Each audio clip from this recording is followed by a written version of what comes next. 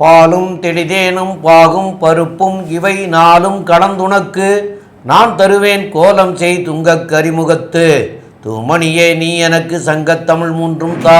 மூஷிக வாகன மோதகஸ்த சாம்பரகர்ண விளம்பித சூத்ர வாமன ரூப மகேஸ்வரபுத்திர விக்ன விநாயக பாத நமஸ்தே. ஜெய் கணேச பாகிமாம். ஸ்ரீகணேச ரக்ஷமாம். ஸ்ரீ பகவதி யூடியூப் சேனல் நேயர்களுக்கு அஸ்ட்ராலஜர் டாக்டர் சுவாமி ஹரிஹர சர்மாவின் பணிவான நமஸ்காரங்கள். சக்தி ஜோதிடர் குழுவின் சார்பாக விஸ்வாவசு வருஷம் ராகு கேதுனுடைய பெயர்ச்சி, அதாவது 26/4/2025 அன்னைக்கு ராகு கேதுனுடைய பெயர்ச்சிகள் நடக்கிறது. அந்த ராகு கேது பெயர்ச்சிகளை பற்றி சக்தி ஜோதிடர் குழுவின் சார்பாக அடியேன் சக்தி சுவாமியாகிய நானும் டாக்டர் ஹரிஹர சர்மா ஐயா அவர்களும் ஆஸ்ட்ரோ கே.எஸ். ஐயங்கார் அவர்களும் வந்திருக்கின்றோம்.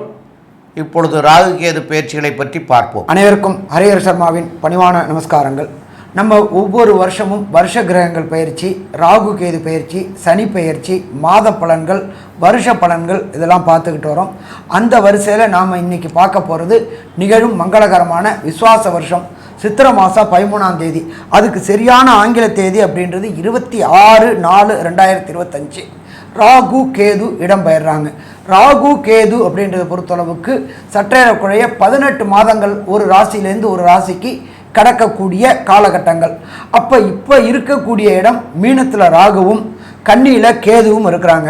இப்போ இவங்க இறங்க போகிற இடம் அப்படின்றது ராகு பகவான் அப்படின்றது இறங்க போகிற இடம் அப்படின்றது பூரட்டாதி நட்சத்திரத்தில் 4ஆம் பாதத்திலேருந்து 3ஆம் பாதமான கும்பத்துக்கு ராகு பகவான் வராரு. அதே போல் கன்னியிலேருந்து கேது பகவான் வரக்கூடியது சிம்ம ராசி. சிம்ம ராசியில் பொறுத்தளவுக்கு உத்திரம் 1ஆம் பாதத்துக்கு வரார்.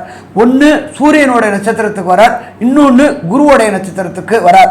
ஆனால் 2 பேரும் வரக்கூடியது அப்படின்றது கேது வரப்போகிறது சூரியனுடைய ராசிக்கு, அவருடைய பையனான சனி பகவான் ராசிக்கு வரப்போகிறது ராகு.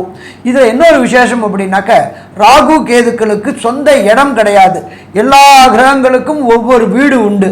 அதே போல் ராகு கேதுக்குன்னு தனியாக வீடு கிடையாது. அவர் எந்த இடத்துல இருக்காரோ அந்த இடத்தின் அதிபதியின் காரகத்துவத்தை எடுத்து செய்யக்கூடியவர் ராகுவும் கேதுவும். இப்போ ராகு கடந்த காலகட்டங்களில் குருவோடைய வீட்டில் இருந்து குருவுக்கு உண்டான சுபத்தன்மைகளை செஞ்சுக்கிட்டு இருந்தார். இப்போ இவர் இறங்கக்கூடிய இடம் அப்படின்றத பொறுத்தளவுக்கு கும்ப வீடு. கும்ப வீடு அப்படின்றது சனி பகவானோட வீடு. அப்போ சனி பகவானோட வீட்டில் ராகு இறங்குறாரு. அப்போ ராகு சனி 2 பேருமே இயற்கை பாவர்கள். அப்போ இந்த காலகட்டங்களில் என்னென்ன நல்லது என்னென்ன கெட்டது நடக்க போகுதுன்றது நம்ம பேச போகிறோம். அதே போல் பார்த்தோம் அப்படின்னாக்க கன்னியிலேருந்து கேது பகவானானவர் உத்திர நட்சத்திரம் சூரியனுடைய நட்சத்திரத்தில் சூரியனுடைய வீட்டில் இறங்குறாரு. அப்போ இந்த சூரியனுடைய காரகத்துவம் சூரியன் அப்படின்றத பொறுத்தளவுக்கு ஜோதிட சாஸ்திரத்தில் சொல்லக்கூடியது ஒளி. சூரிய ஒளியை வாங்கி தான் அத்தனை கிரகங்களும் செயல்படுது. அப்போ கேது அப்படின்றத பொறுத்தளவுக்கு நுண்கிருமிகளுக்கு அதிபதி. அப்போ இந்த கண் ஒளி சம்பந்தப்பட்ட சூரியனுடைய வீட்டில் கேது பகவான் வர்றதுனால உலகத்தில் பொறுத்தளவுக்கு கண் நோய்கள் பெருகக்கூடிய வாய்ப்புகள் உண்டாகும் ராகு கேது பயிற்சியில். அதே போல் ராகு சனி பகவானுடைய வரும்போது எலும்பு மஜ்ஜை இந்த ப்ராப்ளங்கள் வரக்கூடிய வாய்ப்புகள் உண்டு. ஸோ இப்போ இதை பொறுத்தளவுக்கு ராகு அப்படின்னாக்க பிரம்மாண்டம். எந்த ஒரு காரியத்தையும் பிரம்மாண்டமாக நினைக்கக்கூடியவர், பிரம்மாண்டமாக செய்யக்கூடியவர் ராகு. கேது அப்படின்னா ஞானக்காரகன் சுருக்கும் தன்மை உண்டவர். சுருக்கும் தன்மை அப்படின்னாக்க நம்ம 100 அப்படின்னா அது 1க்கு பலன் கொடுக்கக்கூடியவர். ராகு 1 அப்படின்னா 100க்கு பலன் கொடுக்கக்கூடியவர். இதை பற்றி மேலும் விரிவாகவும் விளக்கமாகவும் திரு அஸ்ட்ரோ கே.எஸ். ஐயங்கார் அவங்க சொல்லுவாங்க. ஐயா, அற்புதமாக சொன்னீங்க. அதாவது பொதுவாகவே பார்த்தீர்களேனால் ராகுவும் கேதுவும் 180 பாகைகளில் இருக்கும். ராகு ஒரு முனையின் ஆரம்பம்னால் கேது ஒரு முனையின் முடிவாக இருக்கும். இந்த ராகு கேத்துவை பொறுத்தவரையிலும் இந்த வருஷம் பெயர்ச்சிக்கு அப்புறம் பார்த்தீங்கன்னா அடுத்த வருஷம் 10ஆம் மாதம் அக்டோபர் நவம்பரில் 2026 வரக்கூடும். ஏன்னா 1.5 வருஷத்துக்கு ஒரு மாற்றங்களை கொடுக்கக்கூடியவர் ராகுவும் கேதுவும். ஒரு நட்சத்திர பாதத்துக்கு 2 மாதங்கள், அதாவது 60 நாட்கள் கடந்து செல்லக்கூடியது இந்த ராகுவும் கேதுவும். சரி, இந்த ராகு கேத்துவுக்கு இந்த ராகு கேத்துவினால் பிரச்சனைகள் ஏற்படக்கூடிய ஜாதகர்கள் இல்லைன்னா இந்த ராசிக்காரர்கள் என்னென்ன ஏதாவது பொதுவான எளிமையான பரிகாரம் செய்யலாம் அப்படின்றத பார்க்கலாம். முதல்ல பார்த்தீங்கன்னா ராகுவை பற்றி எடுத்துப்போம். ராகுவை பற்றி எடுக்கும் பொழுது முதல்ல அதற்குண்டான காயத்ரி மந்திரத்தை சொல்லலாம். காயத்ரி மந்திரம் ராகுவினோடது அப்படின்னு பார்த்தாலேனா நாகத்வஜாய வித்மஹே பத்மஹஸ்தாய தீமஹி தன்னோ ராகு பிரச்சோதயாத்து அப்படின்றது வந்து ராகுவுக்கு உண்டான காயத்ரி மந்திரமாக சொல்லப்படுகிறது. இது ஒரு நாளைக்கு 4 முறையாவது சொல்லணும். இது சொல்றதன் மூலியமாக ராகுவினால் ஏற்படக்கூடிய பிரச்சனைகள் நிச்சயமாக கட்டுக்குள் வரும். சரி, அடுத்து ராகு பகவானுக்கு எந்த கோவிலுக்கு போகலாம் அப்படின்னா, ராகு பகவானுக்கு உண்டான கோவில்னு சொல்லக்கூடியது பத்ரகாளி. இது வந்து உக்கிரகமாக இருக்கக்கூடிய அம்மனோ, அதாவது பெண் தெய்வமோ ஆண் தெய்வமோ, இந்த 2 தெய்வங்களையும் எடுத்து அதற்கு வழிபாடு செய்வதன் மூலியமாக ராகு பகவானுக்கு உண்டான அதாவது எளிய பரிகாரங்களில் ஒன்றா சொல்கிறது. அதுக்கப்புறம் வந்து இந்த கருப்பு நாகத்திற்கு வந்து முடிஞ்ச அளவுக்கு அந்த நாகத்துக்கு வந்து பால் வைக்கிறது, இந்த புத்துக்கு பால் தெளிக்கிறது, இந்த மாதிரியான வழக்கங்கள் தொன்று தொட்டு நம்மளுடைய இதில் இருக்குது. அது வந்து அந்தந்த குலத்தினுடைய வழி பிரகாரம் வந்து அவர்கள் செஞ்சு வருவார்களே. ஆனால் அதாவது ஆடி மாதம், தை மாதம், இந்த மாதிரியான மாதங்களில் வந்து அவங்க ரெகுலராக பண்ணுவாங்க.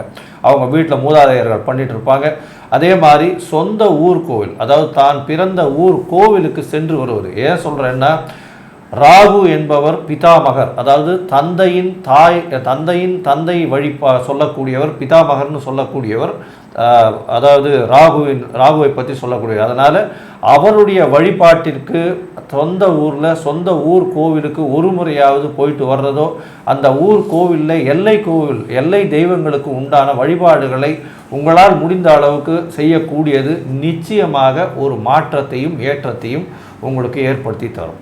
சரி, இப்போ கேது பகவானை பற்றி பார்க்கலாம். கேது பகவான் அப்படின்னு சொல்லக்கூடியவர் பார்த்தலையானால் ஞானகாரகன் அப்படின்னு சொல்லக்கூடியவர். கேது பகவான் அதீத ஞானத்தை எல்லா விஷயத்திலையும் நுணுக்கி, அதாவது அதில் வந்து உள்ளுக்குள்ளே போய் நுண்ணறிவை செய்யக்கூடிய, நுண்ணறிவை படுத்தக்கூடிய வாய்ப்புகள் மிகவும் அதிகம்.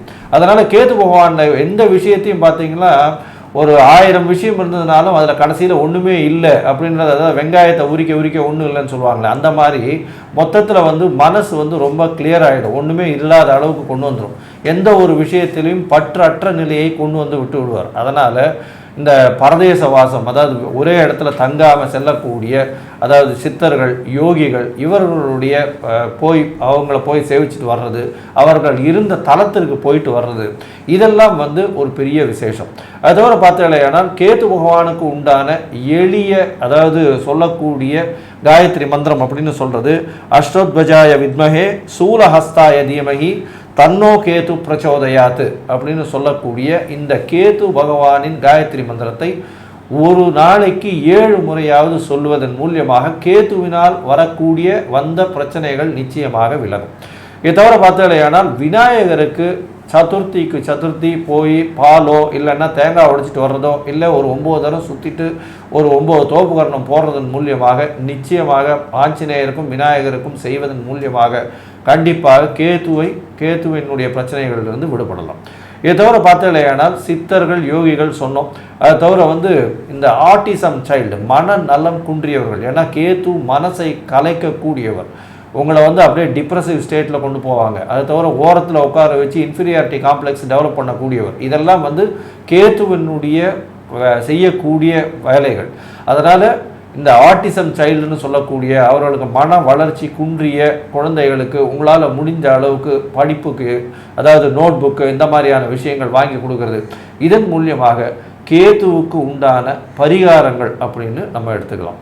மொத்தத்தில் பார்த்தீங்கன்னா, இந்த ராகு கேது பெயர்ச்சி ஒரு ராசிக்காக நம்ம இப்போ சொல்ல போகிறோம். இந்த ராகு கேத்து பயிற்சியில் எந்தெந்த ராசிக்காரர்களுக்கு ராகுவோ அல்லது கேத்துவோ, இல்லை ராகுவும் கேத்துவும் சரியாக இல்லை என்றால் இந்த சொல்லிய எளிய பரிகாரங்களை நிச்சயமாக செய்கிறது நல்லது. இப்போது மேஷம் முதல் மீனம் வரை ஒரு ராசியாக ராகு மற்றும் கேத்துவின் பெயர்ச்சி என்னென்ன பலன்களை கொடுக்கும் அப்படின்றத பார்க்கலாம். மேஷம், அஸ்வினி, பரணி, கிருத்திகை, இந்த 3 நட்சத்திரம் 9 பாதங்களை கொண்ட ராசி. ராசியின் அதிபதி செவ்வாய். இந்த மேஷ ராசியை பொறுத்தவரையிலும் பார்த்தோம்னா, ராகு கேத்துவினுடைய மாற்றங்கள் என்ன மாதிரியான ஏற்றங்கள் வருது அப்படின்றத பார்க்கலாம். ராகு உங்களுடைய ராசிக்கு 12ஆம் இடத்துல இவ்வளோ நாளாக இருந்து உங்களுடைய தூக்கத்தை கலைத்தார். செலவுகளை கொஞ்சம் அதிகமாக பண்ணி வச்சுருந்தார். தேவையற்ற செலவுகள் கொஞ்சம் அதிகமாக இருந்தது, வீண் செலவுகள். இப்போ அதெல்லாம் போய் 11ஆம் இடத்துல ராகு வரார். ராகு மேஷ ராசிக்கு 11ஆம் இடத்துல ஒரு பெரிய குபேர யோகத்தை கொடுக்க போகிறார். என்ன சார் அது இப்படி சொல்கிறீங்க, எடுத்த உடனே குபேர யோகம் அப்படிலாம் சொல்கிறீங்க, ஏற்கனவே வாங்கின கடனை கட்டுறதுக்கே வக்கில்லாமல் உட்காந்துருக்கோமே, என்ன பண்ண சொல்கிறீங்க? கவலைப்பட தேவையில்லை.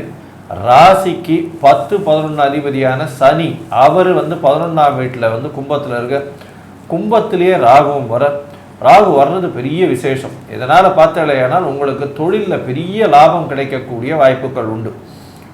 பொதுவாகவே பார்த்தீங்கன்னா இந்த ராசிக்கு 5ஆம் இடத்துல இவ்வளோ நாளாக 6ஆம் இடத்துல இருந்த கேத்து பகவான் 5ஆம் இடத்துக்கு வர, அதாவது சிம்மத்துக்கு வர. 5ஆம் இடத்துல கேத்து வந்தால் என்ன ஆகும் அப்படின்னா, சற்று பிரச்சனைகள் உங்களுடைய பதவி புகழ் அந்தஸ்து கௌரவத்திற்கு வரும். குழந்தைகளால் பிரச்சனைகள் வரும். குழந்தை பிராப்திக்கு சற்று தடங்கள் ஏற்படக்கூடிய வாய்ப்புகள் நிச்சயமாக வரும். இந்த ராகு கேத்துவின் பயிற்சியினால என்ன நன்மைகள் அப்படின்னு பார்க்கும்பொழுது, ராகு 11ஆம் வீட்டில் இருக்கிறதுனால வெளிநாடு பயணம் சென்று படிக்கக்கூடிய வாய்ப்புகள் நிச்சயமாக இருக்கும்.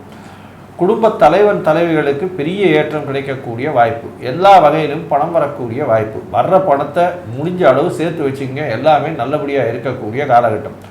அதுலேயும் பார்த்தோம்னா 26/4/2025 ராகு கேது பயிற்சி. ஒரு 15 நாளில் குருவும் உங்களுடைய ராசிக்கு 3ஆம் இடத்துக்கு போய் ராகுவை பார்க்குறாரு. ராகு சனியை பார்க்கறதுனால பெரிய ஏற்றம் கிடைக்கக்கூடிய காலகட்டமாக அமையிறது. 11ஆம் இடம் வலுத்து போகிறது. அதனால் மூத்த சகோதரிகள் மூலியமாக நல்ல ஒரு ஏற்றம் கிடைக்கும். தொழிலில் அபரிமிதமான லாபம் கிடைக்கக்கூடிய காலகட்டமாக அமைய போகிறது.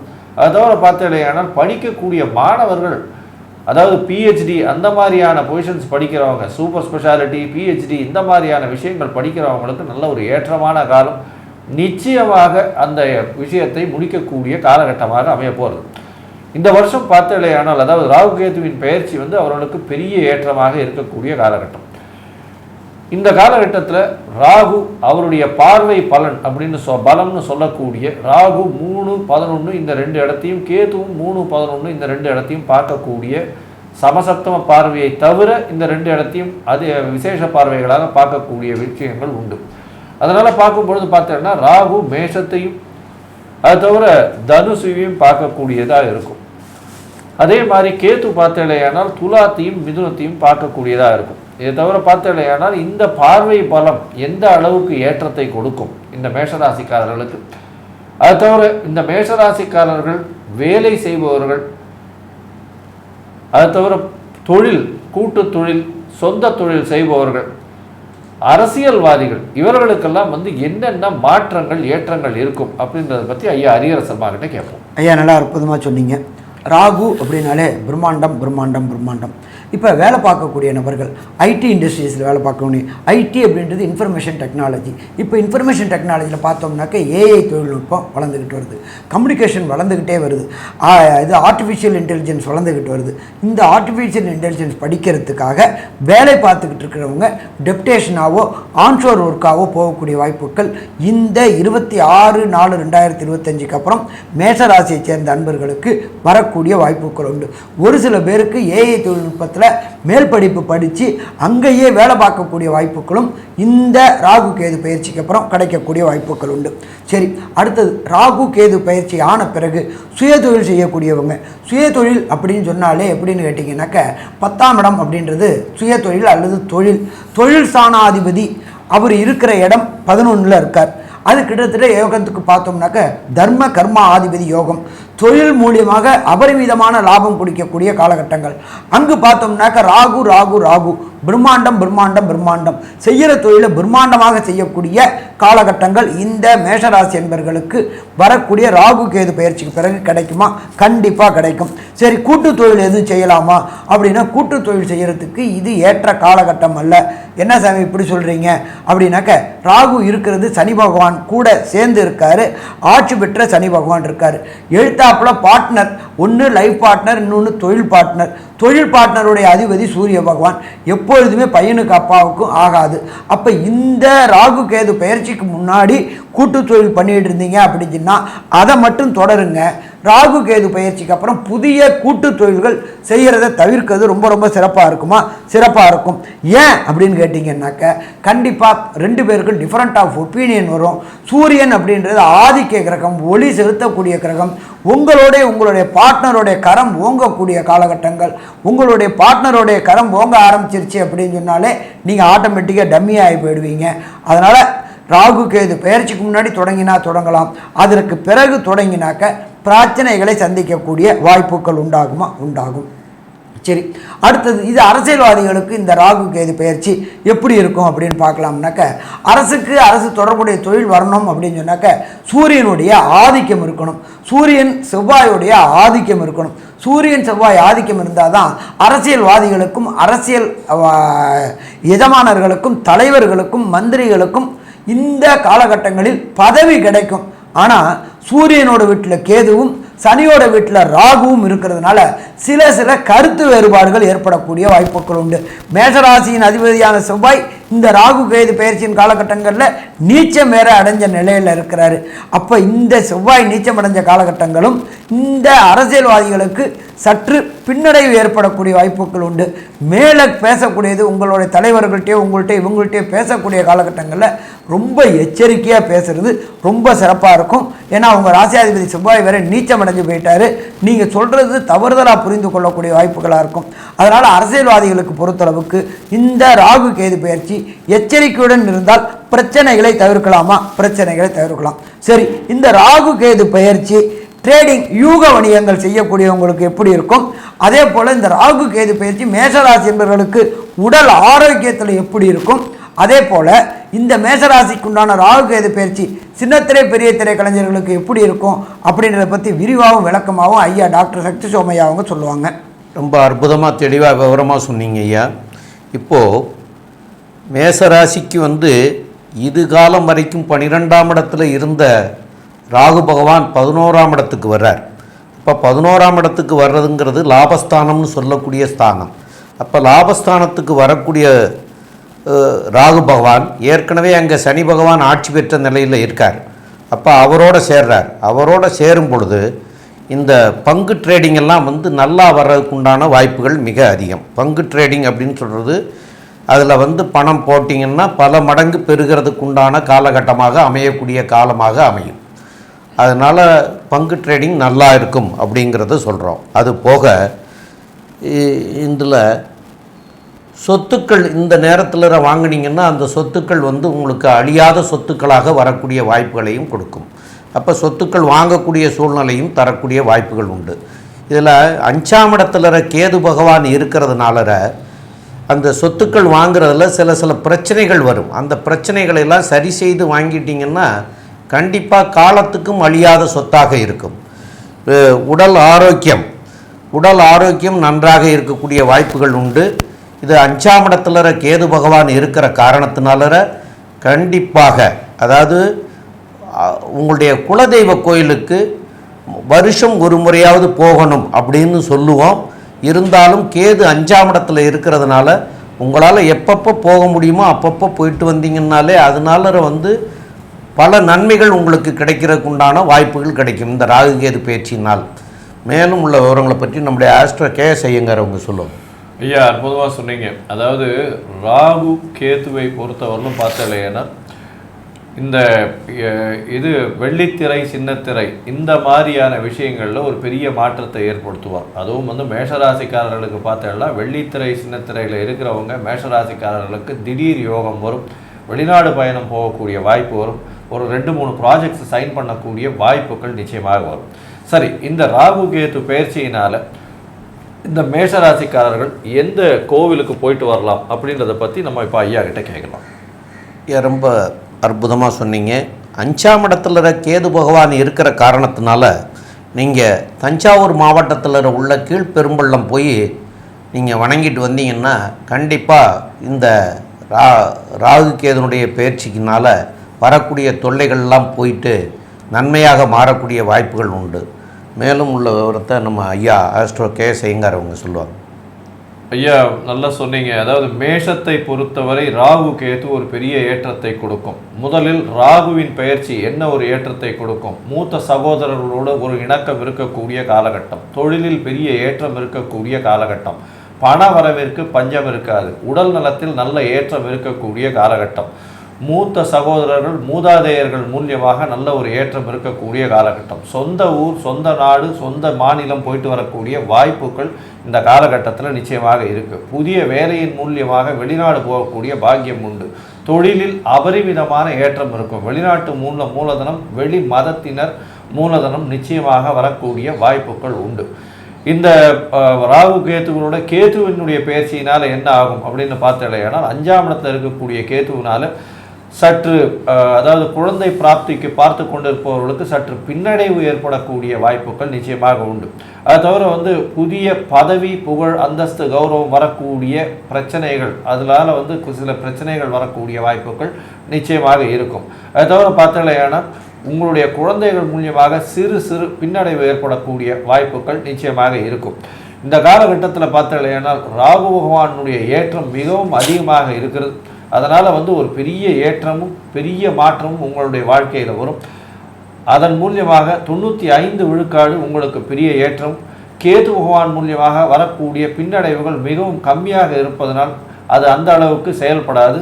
ஏனென்றால் ராகுவுக்கு குருவின் பார்வை ஒரு 10 நாள்லேயே வந்துடுறது. அதனால் இந்த வாட்டி மேஷராசிக்காரர்கள் மொத்தமாக 95 விழுக்காடுகள் அவர்களுக்கு பெரிய ஏற்றத்தையும் மாற்றத்தையும் இந்த ராகு கேத்து பெயர்ச்சி அவருடைய வாழ்வில் உண்டு பண்ணும் அப்படின்னு இந்த சக்தி ஜோதிட குழு சொல்லுது. நன்றி, நமஸ்காரம்.